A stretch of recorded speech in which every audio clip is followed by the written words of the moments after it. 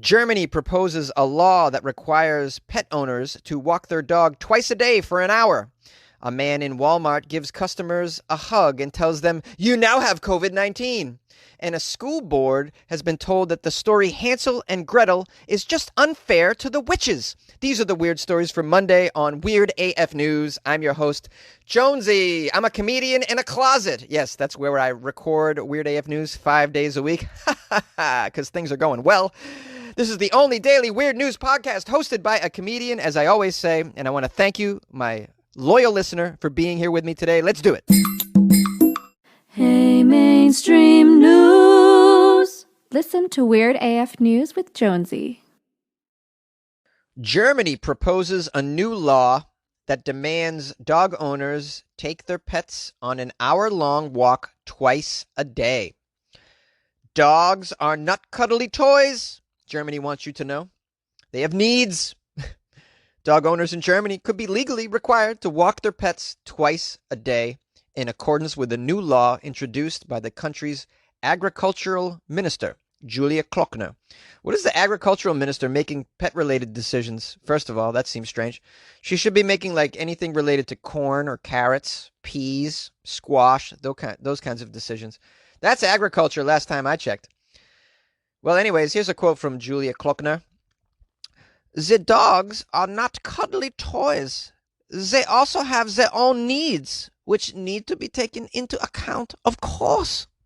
Yes, Julia, dogs have needs. And now the law under Germany's Dogs Act, it's called the Germany's Dogs Act, hilarious, it's going to require owners take their dogs out for at least 1 hour twice a day. What does that mean? That means a quick jaunt around the block will not be acceptable. What are you going to have people, dog officers with stopwatches, just monitoring dog walkers all day, giving them a ticket? Excuse me, you've only walked your dog for 23 minutes. I've timed you. I'm sorry. Here is a ticket, $43. Yes. I don't know why I chose $43. Klockner, the Minister of Agriculture, who seems to want to make decisions about your pets, said the new rules are based on scientific findings. Oh boy, what did you find out, science? Well, they show dogs need a, quote, sufficient measure of activity and contact with environmental stimuli every day in order to thrive. Oh, they care about this. Yes. I guess that's true. They need stimuli to thrive. We all need stimuli to thrive. That being the case, there's probably not a law that says I need to take my senile grandmother for a walk around the block twice a day for an hour. So, right? There should be a law for that as well, I'd imagine, before the dog law gets passed. So anyways, it says, as such, dogs may not be left alone at home all day anymore. And the tethering of dogs on a chain or on a leash for long periods of time is also going to be banned. Okay. Klockner's proposed regulations would affect a significant number of Germans, as there are an estimated 9.4 million pet dogs in the country. How did they find that out? It raised questions about whether the government will be able to properly enforce such a law. Oh, that's what I was thinking too. One opinion article in a Germany newspaper read, "Compulsory walkies for dog owners? Rubbish." A spokesperson for the German Dog Association also told the media that these rules were unrealistic. "I find it very patronizing to be told how long I should take my dog out for. And by the way, who's going to check up on me? Will my neighbor call the police if they suspect me of not taking Sam for a long enough walk? He wouldn't manage 2 hours a day anyway. My dog couldn't make it 2 hours. He's on the decline." Yeah, what if your dog can't handle 2 hours of walking? You know, every dog is different. Some dogs are high energy dogs, like a beagle that needs a lot of working out. You know, at one time I spent a lot of time with a Papillon, which they're really bred to be indoors. They're kind of like lap dogs, and they don't need that much exercise, okay? A good 20 minutes and that dog is out. If I was to push the dog for an hour, twice a day, that dog would just be, would get sick of it. As you can imagine, this is getting a lot of blowbacks from people who live in Germany. Somebody named Walter Schweitz says, they should trust people to get on with their own lives, in my opinion. They'll be telling cat owners how often they need to change their litter trays next. Is that what we want? I agree with Walter. Um, you shouldn't be telling us what to do with our pets, okay? Obviously, if you're abusing a pet, no. You just tie the pet outside, leave it there in the hot sun baking all day. You never take it for a walk, or you abuse it. The neighbor turns you in. Yeah, something should happen to you. The dog should be taken from your custody, of course.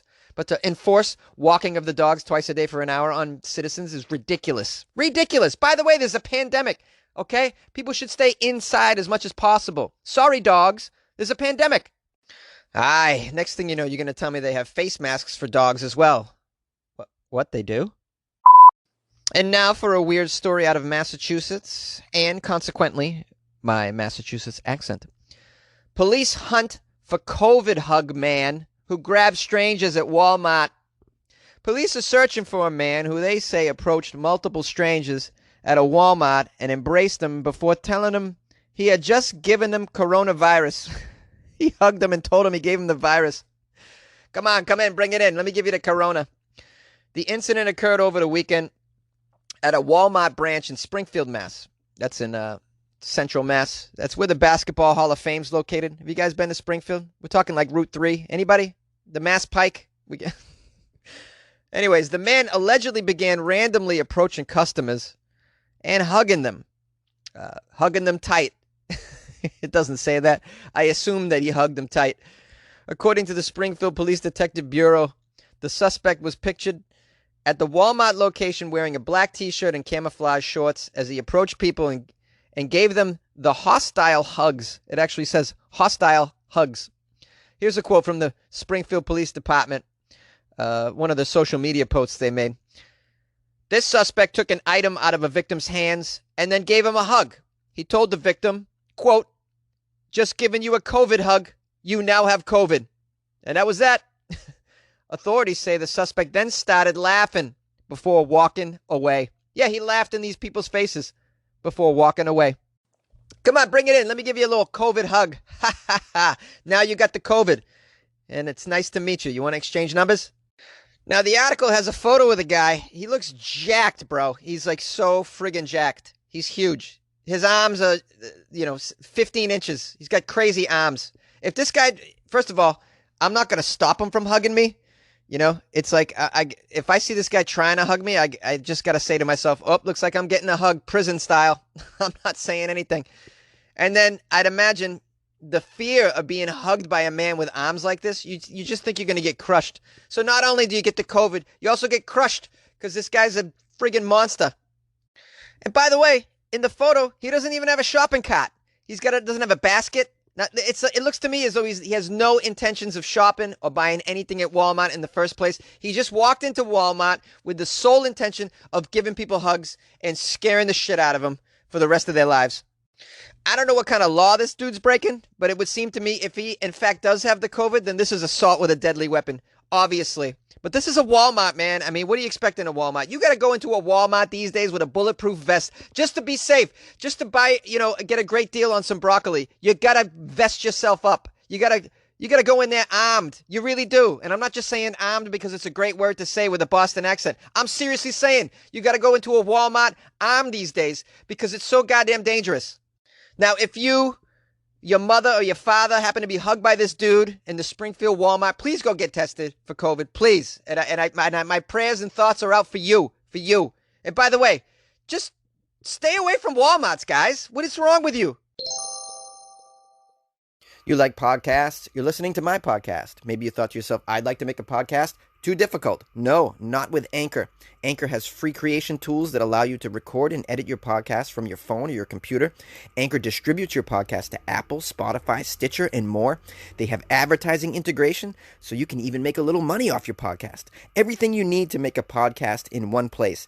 Download the free Anchor app or go to anchor.fm to get started. And good luck with your podcast. Good luck with your creation. Good luck with your life, man.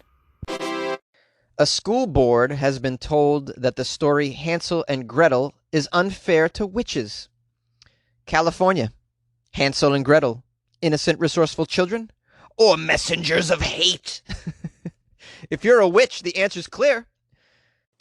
So are we going to add the Brothers Grimm classic tale of Hansel and Gretel to the list of stories that people want banned from schools? Well, in this case, self-proclaimed witches say that this fairy tale nurtures a little bit of hatred. The same hatred that once led to witch burnings. Here's a quote from a witch. Her name is Carlin Straganana. That doesn't sound like a very witchy name, but okay, we'll roll with it. She said, "We do not eat..." Excuse me, she doesn't talk like that. Her quote is, "We do not eat children." Okay? All right. Okay, well, you don't eat children, Carlin. Okay, so what? What? We know that. We know that. Why do you want the story banned? Well, as you know, in the Grimm's fairy tale, the brother and sister are abandoned by their wicked stepmother in the woods, and they take refuge with a witch. She locks Hansel up, fattening the boy for roasting, but Gretel tricks her and pushes the witch into the oven, and the kids get away. Yay, it's a happy ending. That's pretty twisted. The story in general is very twisted. I mean, it really involves cannibalism on some level, right? And apparently the local witches aren't going to take this lying down. They interviewed Patricia Schumann Glass, who's president of the American Library Association, and Patricia said that the battle over what is appropriate for children rages as strongly as ever. They received 500 reports of censorship or requests for censorship last year alone. Now, topping the list of challenged books is the classic Catcher in the Rye, which conservative groups object because of the profanity. Also, I'm sure you've heard Mark Twain's Adventures of Huckleberry Finn has been challenged in places such as Texas and Arizona, claiming that it's racist. This has been going on for a while. And in fact, Little Red Riding Hood, I don't know if you knew this, but it was banned by 2 California districts in 1990 because the school's version of Little Red Riding Hood had an illustration showing Little Red with a bottle of wine. So, hey, why don't you just swap that one out with an illustration that doesn't have her with a bottle of wine? Or why don't you just rip the page out if you're afraid that the kids will be tainted for life? Picture with a bottle of wine. Meanwhile, the children go home at night and sit in the living room with the parents having a violent Netflix show on. But that's okay. In my opinion, and I don't have children, but I think it's a waste of time and resources to reach in and augment all of these, sources of entertainment, stories for kids. At this point, by the way, kids do not like to read. Anything that gets them reading, is positive to me. If it's a story about a witch trapping some kids, that sounds like a nice adventure. If that gets them reading, then leave it. Anything that gets them reading is pretty cool. And these stories are classics, man. This is what I read in school. Of course, I learned how to read by reading stories like this. And I never took it seriously. Like, oh, really? I really was afraid that I was going to be kidnapped and fattened by a witch. Like, it's obviously not real. And by the way, if your child thinks it's real, now you have a moment to sort of teach them a lesson. It's a talking point where you can teach your child the difference between fantasy and reality. And why not take those opportunities to do so if you need to?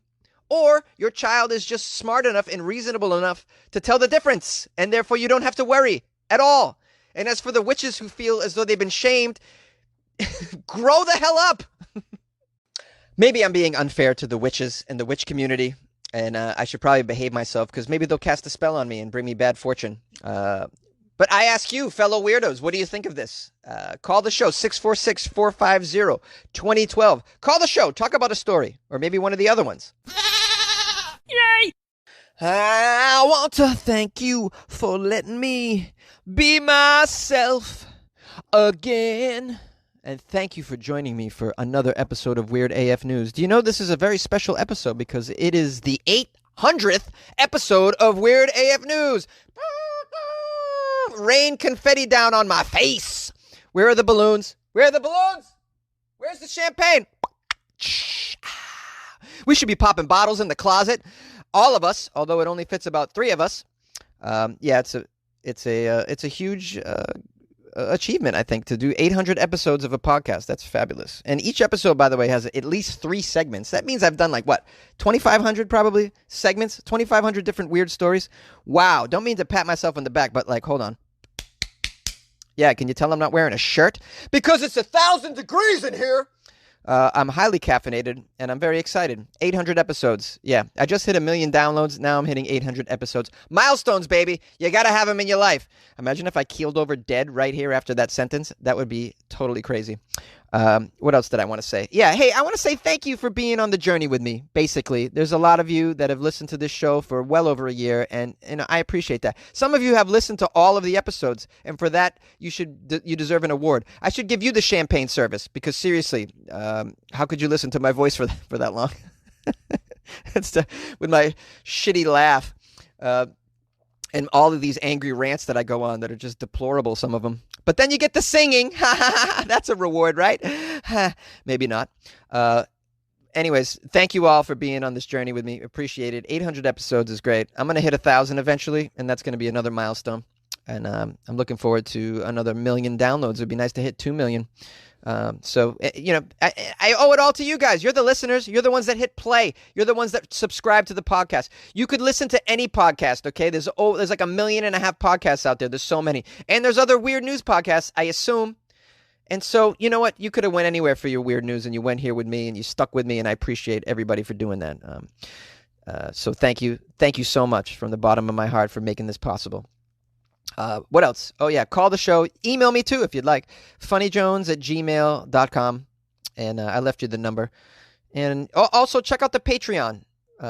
If you've been listening this long, maybe you think maybe it's time to join the Patreon. Give Jonesy a couple bucks for putting out 800 episodes, as a little reward. Well, you can do that at patreon.com/weirdafnews and enjoy some of the extra bonus content that you get on there. For instance, I've been posting photos of my tattoos and what they mean. I'm really running out of material, aren't I? Yes, enjoy that. Patreon.com/weirdafnews. And thank you. I appreciate you. And now for some phone calls from the angry Florida man. I'll tell you what, Jonesy. My cousin Daryl, he ate an entire bag of slug old power bait. Ain't none of that THC never bothered him when he got his DUI. Say there, Jonesy, that there butt-kissing dentist, he didn't happen to go by the name of Dr. Huxtable, did he?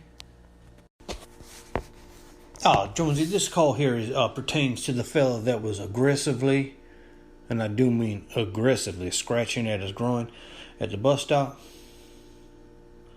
Oh, God, man, I don't know what to tell you about him, man.